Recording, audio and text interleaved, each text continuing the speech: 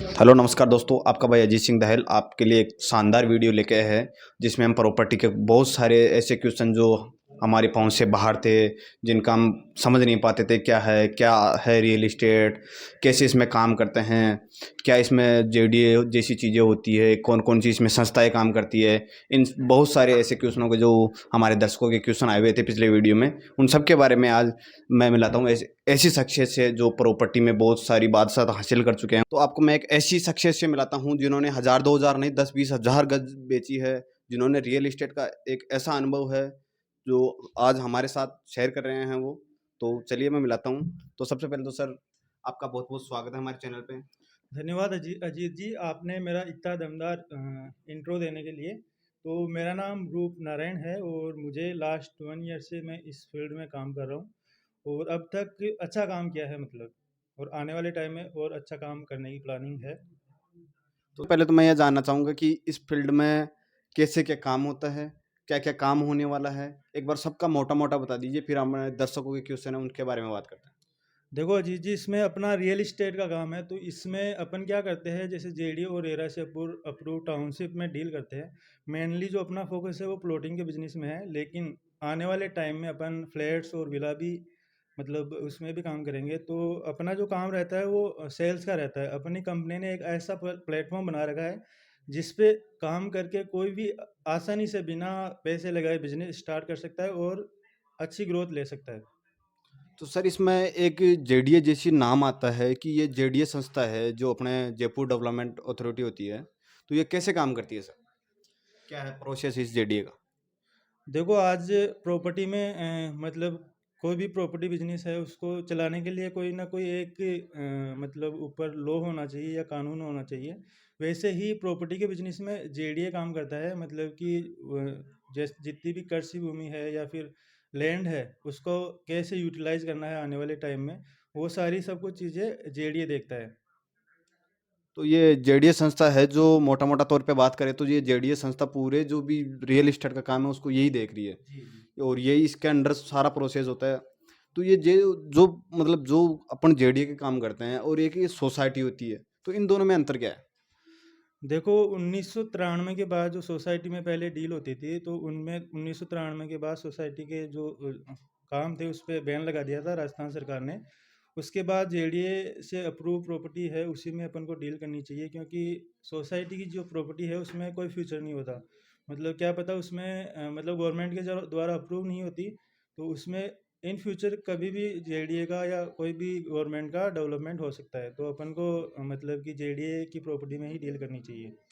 तो दर्शकों, आपको मैं एक बार मोटी मोटी चीज़ बता दूं कि ये जो सर बता रहे हैं कि मतलब सोसाइटी का होता है जो कोई भविष्य नहीं होता, कभी भी उसमें किधर से भी रोड निकल सकती है, कभी भी कोई भी गवर्नमेंट की परियोजना आ सकती है उसमें। सर मैं सही बता रहा हूँ? जी जी। तो बस ऐसा हो सकता है, तो आप सबसे बेस्ट प्रायोरिटी हम जेडीए को ही देंगे क्योंकि जेडीए की जो भी टाउनशिपें होती है उनमें कोई चीज़ का खतरा नहीं होता है, 100% वो हमारे सिक्योर दर्शकों होता का है। सेकंड क्वेश्चन था कि जेडीए में ही प्रॉपर्टी क्यों खरीदे?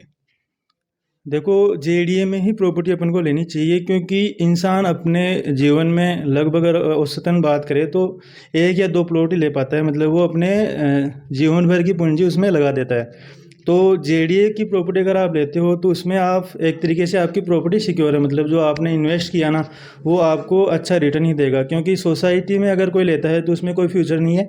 आने वाले टाइम में आपका जो प्रॉपर्टी जो आपने ली है सोसाइटी में उस पर इन फ्यूचर कोई भी मतलब जेडीए का काम हो गया तो रोड आ गई तो कुछ भी हो सकता है। लेकिन जेडीए की अगर प्रॉपर्टी लेते हो तो उसमें आप सिक्योर हो, मतलब वो आपकी प्रॉपर्टी लाइफ टाइम 100% सिक्योर है। तो आप सबकी मेहनत से कमाई हुई प्रॉपर्टी को क्यों नहीं अपन अपनी सिक्योर जगह खर्च करें, जेडीए में ही ले प्लॉट, इसीलिए अपन प्लॉट जेडीए में लेते हैं। हमारा सेकंड क्वेश्चन रहेगा कि सर अभी प्रेजेंट में आपके पास कौन कौन सी प्रॉपर्टी है और वो कहाँ कहाँ पे है? अगर अपन प्रॉपर्टी की बात करें तो अपन वैसे तो प्लॉटिंग के बिजनेस में डील करते हैं, लेकिन अपने पास प्रॉपर्टी जैसे फ्लैट्स भी है और आने वाले टाइम में विला और फार्म हाउस भी होंगे। और अपन प्रॉपर्टी की बात करें तो अपनी हर लोकेशन पे लगभग प्रॉपर्टी है। जैसे कि अपन सिरसी रोड, टोंक रोड या रिंग रोड की बात करें, और आने वाले टाइम में ऐसी कोई लोकेशन नहीं होगी जहाँ पे अपने पास प्रॉपर्टी नहीं होगी। मतलब इन फ्यूचर अपने ऑल ओवर जयपुर में हर लोकेशन पे प्रोजेक्ट होंगे। तो जयपुर में किसी को भी कहीं पे भी प्लॉट लेना हो, स्क्रीन पे दिए गए नंबर पे आप संपर्क कर सकते हैं। पूरे जयपुर में इनकी टाउनशिप पे चलती है, इनका फ्लैट का काम भी है। सर क्या फ्लैट का काम भी है आपका? हाँ, अपने पास अभी एक फ्लैट्स की बिल्डिंग है जिसमें अपन 3 BHK फ्लैट प्रोवाइड कर रहे हैं। अगर ऐसा कोई व्यक्ति है जो अभी मतलब कि किराए पे रह रहा है, तो वो बजट फ्रेंडली अगर कोई फ्लैट देख रहा है तो वो हमसे कांटेक्ट कर सकता है, क्योंकि हम 3 BHK उसको आसान किस्तों में प्रोवाइड कर रहे हैं, मतलब अच्छी रेट में। तो क्यों नहीं अपने सपनों का घर अपना हो, तो बहुत जल्दी सर के पास फ्लैट भी है, प्लॉट भी है, तो स्क्रीन पे दिए गए नंबर पे आप संपर्क कर सकते हैं। हमारा अगला क्वेश्चन रहेगा कि आपकी टाउनशिप में डेवलपमेंट क्या क्या करके देते हो आप? अगर देखो डेवलपमेंट की बात करें तो आजकल क्या है कि लोग फैसिलिटीज़ चाहते हैं, तो फैसिलिटीज़ चाहते हैं तो अपन लोगों को जैसे उसी के अकॉर्डिंग अपन अपनी प्रॉपर्टी बना के देते हैं। जैसे कि अपन सारी जो रेरा के अकॉर्डिंग जो रूल्स है ना, रेरा जो सुविधाएं प्रोवाइड करने के लिए बोलता है वो सारी सुविधाएं अपन देते हैं, जो भी बेसिक सुविधाएं होती है। जैसे कि अपन क्या करते हैं, टाउनशिप लेके उसको जेडी और रेरा से अप्रूव कराने के बाद उसमें गेटेड टाउनशिप डेवलप करते हैं, क्योंकि आजकल क्या है, गेटेड टाउनशिप का ही ट्रेंड चल गया। लोग सिक्योरिटी के पर्पज़ से गेटेड टाउनशिप लेना चाहते हैं, और गेटेड टाउनशिप के साथ साथ उसमें अपन सारी फैसिलिटी देते हैं, जैसे अंडरग्राउंड इलेक्ट्रिसिटी हो गया, सीवरेज सिस्टम हो गया, पानी की बोरिंग, पानी की टंकी हो गई, इसके अलावा चारों तरफ बाउंड्री हो गई, एंट्री गेट हो गया, CCTV कैमराज हो गए। तो मतलब जो भी बेसिक चीज़ें हैं जो चाहिए कस्टमर को, वो सारी अपन प्रोवाइड करते हैं, जैसे मंदिर, पार्क, कम्युनिटी हॉल, ये सारी चीज़ें अपन देते हैं। ओके सर, हमारा नेक्स्ट क्वेश्चन रहेगा कि इन्वेस्टमेंट के पर्पज़ से सबसे बेस्ट कौन सी टाउनशिप होती है, क्या क्या उसमें चारों ओर का क्या क्या मामला रहता है, उसके बारे में बताइए कुछ। देखो, अगर इन्वेस्टमेंट की बात करें तो बहुत सारे लोग होते हैं जो इन्वेस्टमेंट प्रॉपर्टी में करना चाहते हैं, क्योंकि प्रॉपर्टी में एक सिक्योर इन्वेस्टमेंट हो जाता है। अब अगर प्रॉपर्टी में इन्वेस्ट की बात है तो लोगों के पास 2-3 ऑप्शन होते हैं, एक तो फ्लैट्स हो गया, विला हो गया, या फिर प्लॉट्स हो गया। मेरे अकॉर्डिंग प्लॉट्स का जो इन्वेस्टमेंट है वो सबसे बेस्ट रहता है, क्योंकि अगर आप एवरेज 10 साल का पहले की हिस्ट्री देखोगे तो हर प्लॉट ने 20% का रिटर्न दिया है हर साल। लेकिन जैसे लोगों के पास दूसरा ऑप्शन होता है कि फ्लैट्स का, लेकिन फ्लैट्स में क्या होता है, जैसे एक तो प्रॉपर्टी पे डेप्रिसिएशन लगता है, दूसरी चीज़ अगर आपने कोई गलत जगह मतलब फ्लैट ले लिया तो इन फ्यूचर उसकी रीसेल हो या नहीं हो उस पर मतलब संशय है। तो मतलब प्रॉपर्टी अगर ले तो प्लॉट्स में इन्वेस्ट करें, क्योंकि वहाँ पे सिक्योर इन्वेस्टमेंट हो जाएगा वो आपका। तो साथियों आपको बता दें, प्रॉपर्टी में अगर इन्वेस्टमेंट करना हो तो लैंड बेस्ट रहेगी, जैसे सर ने बताया। तो आपको अगर जयपुर में कहीं पे भी आप प्रॉपर्टी सर्च कर रहे हो, फ्लैट या प्लॉट, तो सर से संपर्क कर सकते हैं। और एक दर्शक का क्वेश्चन और था कि सर इसमें पेमेंट प्रोसेस क्या होता है, 1 नंबर 2 नंबर का क्या मामला है, तो उसके बारे में भी सर से पूछ लेते हैं एक बार। सर पेमेंट का क्या इश्यू है?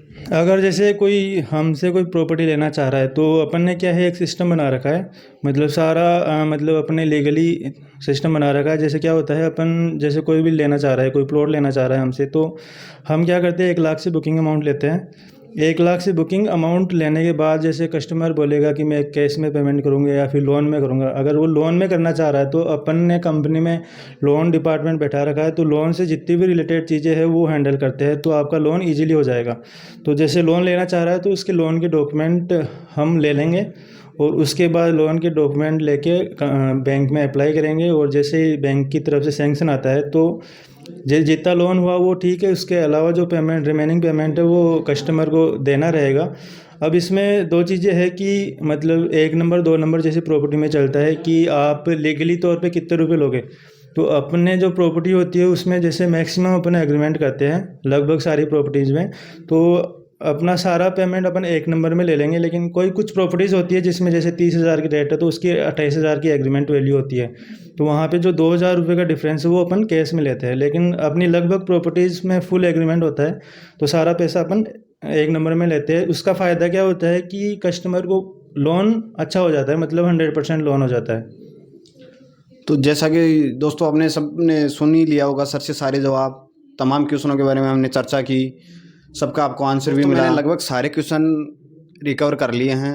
अगर आपका कोई क्वेश्चन छूट गया हो या रह गया हो या आपके मन में हो जो प्रॉपर्टी के बारे में जानना हो, तो आप स्क्रीन पे दिए गए नंबर पर भी हमें बता सकते हैं, आप कमेंट कर भी सकते हैं। अगर आपको इन्वेस्टमेंट करना है, प्रॉपर्टी खरीदनी है, तो आप हमसे संपर्क कर सकते हैं। और हमारे चैनल पर नए हैं तो लाइक एंड सब्सक्राइब कीजिए। थैंक यू, मिलते हैं अगले वीडियो में।